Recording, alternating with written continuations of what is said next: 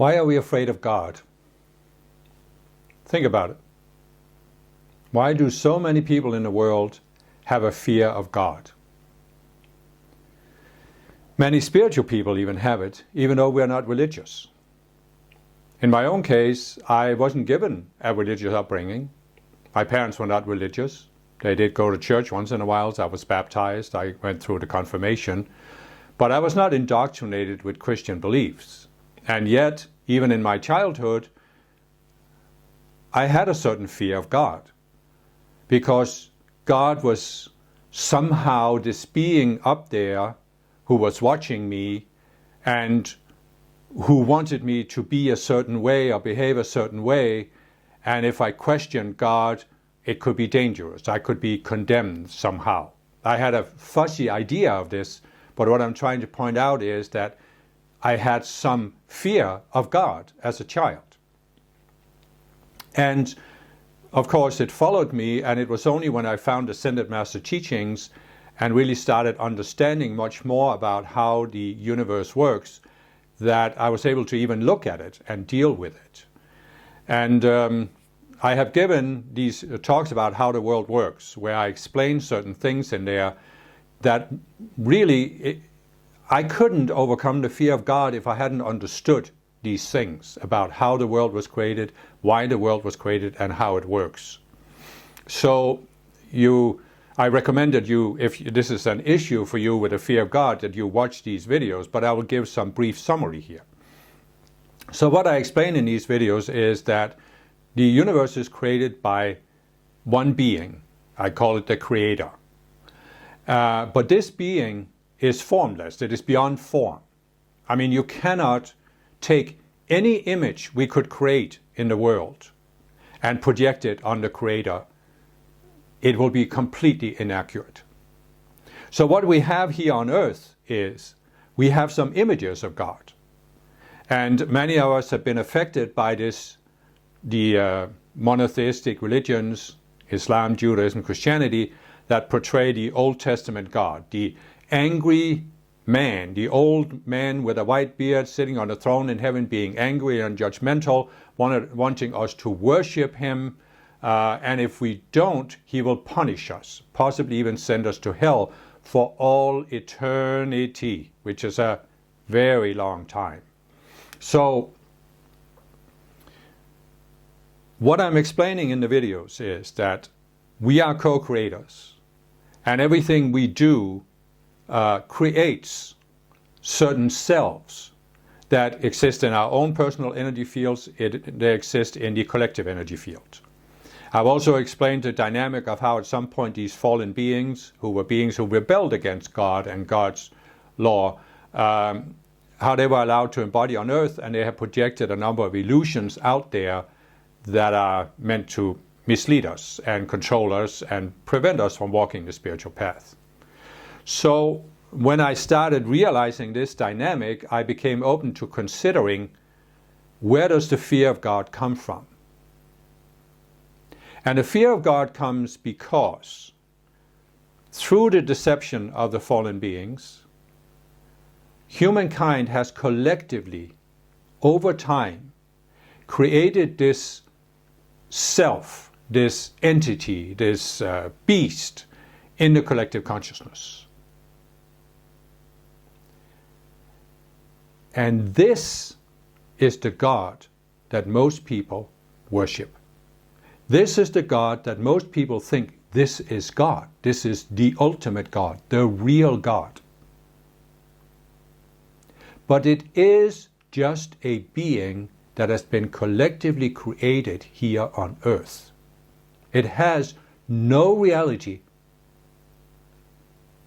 in a larger sense. It has a temporary reality because there is a matrix, a certain mental image that many people believe in, and then there's a tremendous accumulation of energy, especially in the emotional realm, the collective emotional body, that is pulling on or overpowering people's own emotions. And fear, of course, is an emotion, so there is a tremendous fear-based energy accumulated in this false God that human beings have created. And it's affecting many, many people. And I can see it was affecting me when I was a child. And no doubt this was something that came from past lifetimes, because you see how far this goes back in history, how long it has been that people have been feeding their energies to this God. Because you see, what I realized is that when people worship this God, when they obey this God, when they're afraid of this God, they're feeding their energies to it, and becomes bigger and bigger and bigger, and therefore it has more power to influence people. And I have met people who are completely psychologically paralyzed by this fear. I know some people who grew up in some of these very fundamentalist religions that are even beyond the mainstream Christianity, and they are so afraid of questioning God. They are so afraid of questioning religion. But you also see many Christians who are afraid of questioning the image of God that they were brought up with, because they think this is how God is. And they, of course, look at the Old Testament and they think that, well, the Old Testament is the Word of God, so this is God telling us how God is. But what I came to realize, and it took me years, probably took me decades to really come to the point where I dared to question this. And I realized that this image of God is actually created by the fallen beings. They want to set themselves up as this all-powerful God that nobody dares to question. Because the one thing about the fallen beings, they want to be in leadership positions, but they don't want anybody to question them, question their authority, question their power. And they are the ones who will punish anyone who does question them, if they can.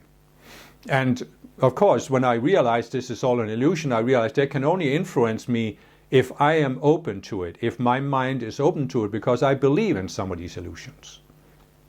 And so I started a number of years ago questioning this, gradually questioning this. But I could feel that there was still a certain fear in me of looking at God and really openly asking myself, what's God like? What is God really like? And I had some breakthroughs, and one of the big breakthroughs I had was an experience that I've described earlier, where I actually experienced being kind of at the highest level of the world of form and then connecting to a being that was outside the world of form. And this really gave me a frame of reference, because that experience left me with this impression that there's no form that can describe the Creator. The Creator is the originator of all form, but the Creator is beyond form. The Creator has not become the form that it has created. It's not confined to its own creation. So this gave me this frame of reference, and that meant I could start looking at this Judeo-Christian image of the angry God in the sky and start questioning it.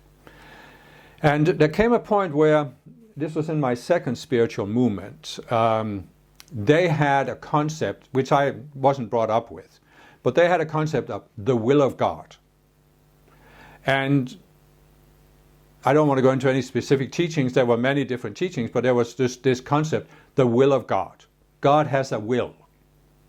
So in other words, are you doing the will of your ego? Are you doing the will of God? That was the way it was often portrayed.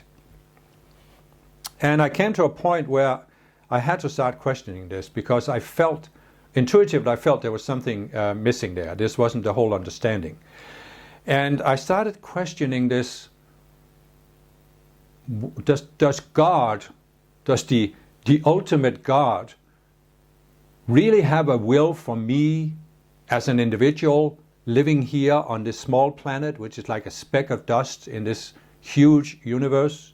I mean, is there really a God up there who is looking down at me and everything I think and feel and do, and has a will for what I should or shouldn't do? Does it really make sense? I mean, how could I be that important on this little speck of dust? How could I be that important to God? And then one day, I came to the point where I realized I had a certain resistance in me towards doing the will of God. It wasn't that I wanted to rebel against the will of God, but I had a resistance to some power outside myself telling me what I should do. And it wasn't really a rebellion. It was more that as I had walked the path for 20 years or more than 20 years at that point, I had come to take more and more responsibility for myself. I had come to understand that ultimately I am responsible for the choices I make. And that's why there started being more and more of a conflict between I am responsible, I am taking responsibility for my own choices. But at the same time, there's this God who has a will for me. And the way some people were using it in my second spiritual movement was that, oh, I just want to do the will of God, which in my observation clearly meant they weren't willing to make their own decisions. Because when people haven't taken responsibility for themselves, they don't want to make decisions. They want somebody to tell them what is right. That's one of the reasons why people follow a guru. Oh, guru, just tell me what to do so I know it's right. And the same, people can have this, oh God, just tell me what to do. I just want to do the will of God, then I know I'm not making a mistake. But as I said in my last video about perfectionism, not about I'm making a mistake or not making a mistake. And I started realizing that at the time. So I realized I am responsible for my choices and I am willing to take that responsibility. I'm willing to make choices, see the outcome, learn from it, and move on. So one day I came to this point where I just sat there and I thought, okay, God, show me what your will is for me and I'll do it. And this took me some time to get to that point, because before then I'd resisted this idea that God has a will for me. But then I said, okay, I'm going to confront this. I'm going to confront this fear, because there was a certain fear in it. The whole idea of the will of God was laced with this fear of the angry God, that if I didn't follow the will of God, I'd be making a mistake and I'd be condemned and I could possibly make karma and miss my ascension and all of this stuff. So I confronted this and I said, in my mind, understand, that okay, God, show me what your will is for me and I will do it. And then I sat there and I was in a neutral state of mind, and from deep within my being came these words: what if the will of God is that you make your own decisions? And you might as well slap me in the face, because this was not what I expected. But it was undeniable. I mean, it was just an undeniable intuitive insight. I'm not saying this was God telling me this. I was just saying this is my higher self who gave me this impression. And what I realized from this was that my image of God was just completely out of touch with reality. Because there is no angry being in the sky who has a will for what I should or shouldn't do. As I explained in the How the World Works videos, the Creator, we are an extension of the Creator's being. I, as my self-awareness, is an extension of the Creator's being. But God has given all of these co-creators free will. So if the Creator has given us free will, what sense does it make that God has a will for what we should or shouldn't do with the free will that He has given us, that it has given us? It makes no sense when you think about it, right? So what I came to realize is that there is absolutely no reason to fear the Creator. The Creator is a completely loving God. You can't even really call it love, because it's not love in a human sense. It certainly can be contrasted with hatred. But the Creator is not at all judgmental, not angry, not judgmental at all. And that made me start to question this, well, where does the image of the angry God come from? And it took me some time to get the clarity I have now, but I eventually came to realize that this is a false God. What people fear is a false God that doesn't exist in the sense that it has any reality in the Creator's mind. It's not a permanent being. It's not even in the ascended realm. It's created in this unascended sphere. Therefore, it can never become permanent. It's created just here on earth. It's just a God that we human beings have collectively created. Now, be careful here, because what have I said about these collective selves? They do have a certain power. First of all, they are based on certain illusions. And they also have, as the second thing, the accumulated energy. And if we believe in the illusions, they can use these energies, these collective selves can use these energies to influence us. As I said, they are addictive entities. The alcohol entity is directing energy into people's emotional bodies that overwhelms them so they have a desire for escape. And this can pull them into drinking. The same thing with the fear of God. It can pull people into feeling fear of God. They are afraid to question this entity, this God that they think is the ultimate God, the biblical God. Am I thereby saying that the biblical God is false? 99%. There may be certain things in it that relate to the fact that, of course, there is something beyond the material universe. There are ascended masters who are overseeing Earth. But the imagery, the words that are given in the Old Testament, almost entirely false. It describes this collectively created God. And it's not that this God started to be created in Old Testament times. It goes way further back than that.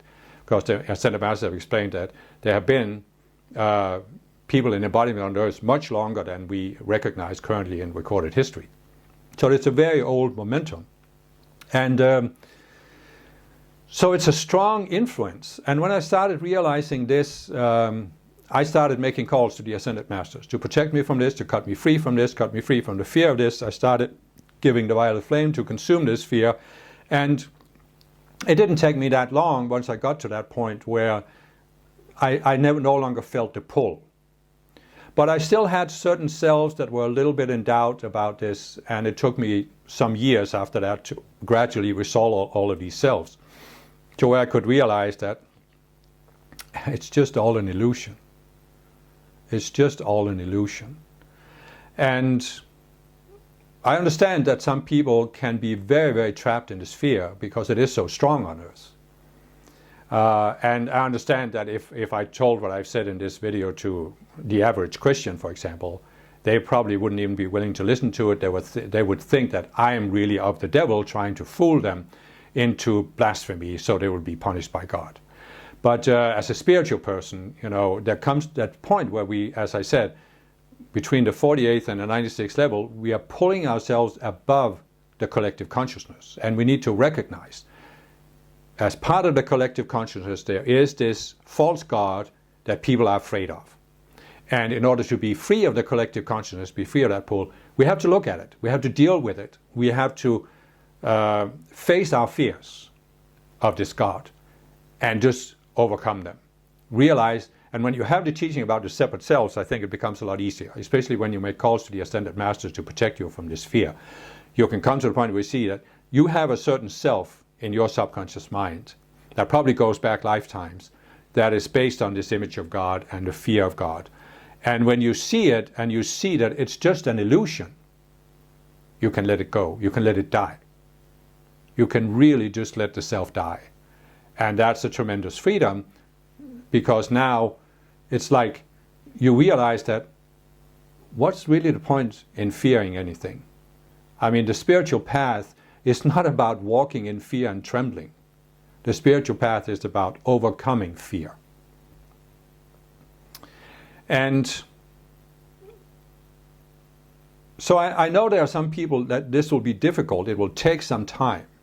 But I think there are other people who can just make a decision to go into it, to look at the fear. The effect of fear is always we don't want to look at the fear. We want to avoid it. Fear makes us want to pull back and avoid. It's, you have the fight or flight response. Well, fear makes us go into the flight response. We just want to get away from what we fear. But what we're really trying to get away from is not the object of the fear, but the fear itself.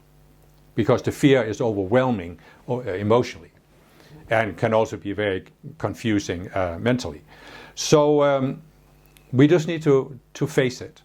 I had a situation when I was in my early teens, and I've told the story before, so some people will know it, but we started having biology lessons in school. And the school had a biology classroom. Next to the classroom was this room where they had all these stuffed animals. There was a skeleton, there were all these specimens, birds' eggs, and what have you. And this room had no windows. And normally it was locked, but sometimes the teacher would allow us to go in there during recess, so we could go around, look at the specimens. And at that point I had, since I was, I think 6 or 7 years old, I had this fear of skeletons. I was simply in panic about skeletons. If I saw a skeleton on TV or in a book, I would feel this fear. And I was getting to be, in my early teens or 12 years old, something like that, and I realized it's ridiculous that a child my age has this fear of skeletons. I understood intellectually it was completely nonsense. They couldn't come and get me. But I still had it. So one day I decided, okay, this is it.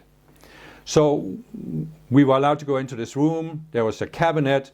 And when the teacher called us out of there, I hid behind the cabinet. So all the other students went out. The teacher closed the door, turned off the light, locked it. And I was now locked in a completely dark room with a skeleton. It was plastic, okay, but it's still, in my mind, it was a skeleton. It was the object of my fear.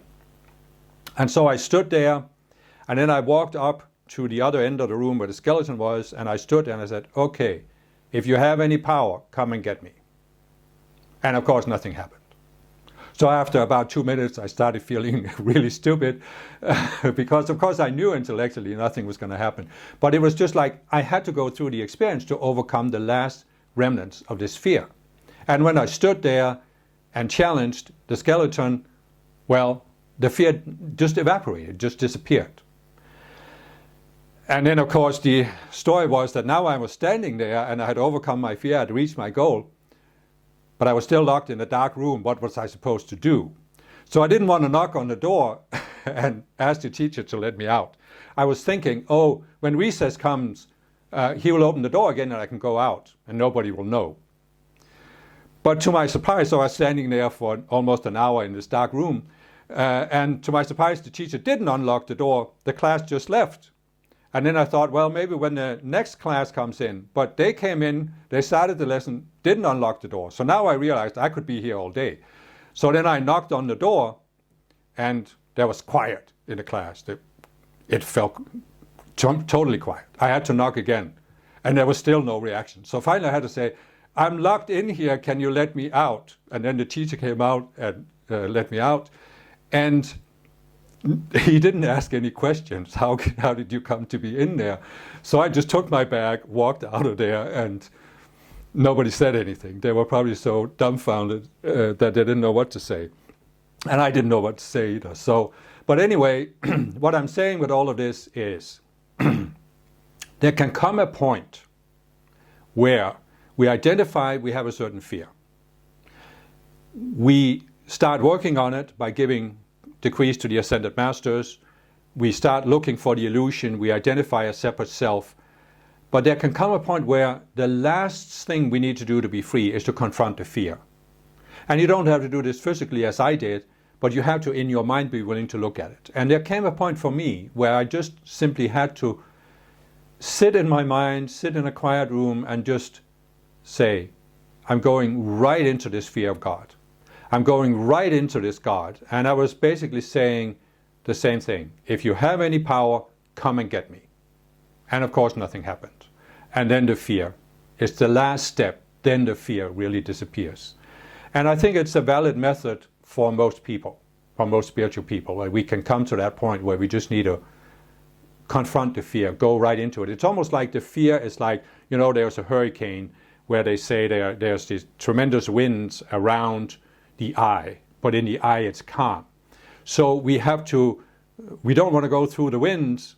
That's the fear energy. But when we walk through it, we get into the eye and there's nothing there.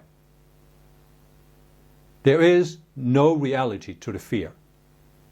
And once we are in the eye of the hurricane of fear, the I that we are can experience, oh, it was unreal. It was just an illusion. And that's when we are free of the fear. So I hope you can use this to identify if you have been affected by this fear of God. And I don't see how people could grow up on this planet without being affected by it. But anyway, and if you see that you have it, you can work on it, and hopefully you can come to this point where you can feel like me, that it just drops away. And it's another burden that's lifted from you.